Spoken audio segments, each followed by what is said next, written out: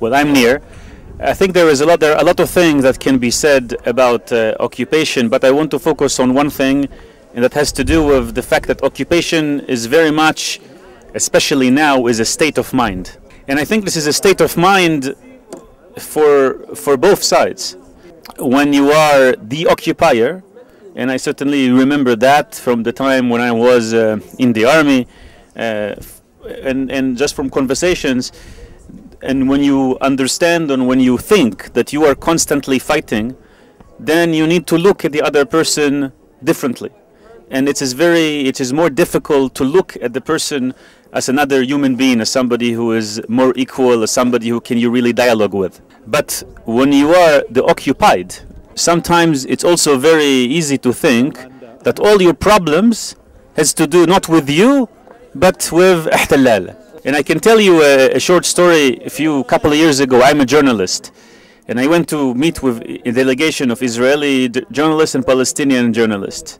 And we asked there was one exercise, and we had a question: what is media, what is journalist in Israel, and what is it in Palestine? And we were supposed to speak to each other about this.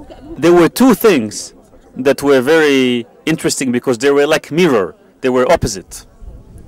We said, being a journalist in Israel, it's not that good job, you don't have a very good salary, there are too many now business going on around this, so it's not that, but we like to think that we are fighting for our country.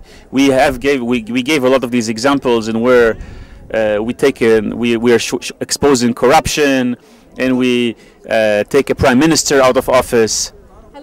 And when the Palestinians spoke about this, they said something different. They said, we are journalists, we are very respected, we are like ambassadors because we need to represent our country and we need to talk about the occupation. And I think that it's important to say that because until that mindset is not going to change, until all the problems will say, well, it's all about the occupation cannot end. من على كل عبانا على الاحتلال احنا في اي حكومه في فساد مالي واداري. We are not referring all of our problems to occupation. We have financial and administrative corruption. بنعرف احنا في الحكومات الفلسطينيه يعني اليوم فيها موجود الفساد المالي والاداري، عاملينها شركات خاصه، وهذا شيء معروف لدى الشعب الفلسطيني كامل. لكن احنا بنطلب من الاسرائيليين انه يكون في سلام. احنا نضغط على الشعب، على الحكومات تاعونا انه يصير في سلام عادل ما بيننا. يعني في عندنا مخيمات تحت الصفر، اطفال قاعده بتموت كل يوم، احنا ما بدنا. We as Palestinian people, we know that there is a lot of corruption in the governmental institutions, also private institutions. But what we want from Israel is to work for peace. For example, we have many refugee camps that are living under very, very bad conditions. We want the same thing from our government. But when I talk about the mindset, for example, Shimon Peres, he built homes for the refugees so they can live better in the refugee camps.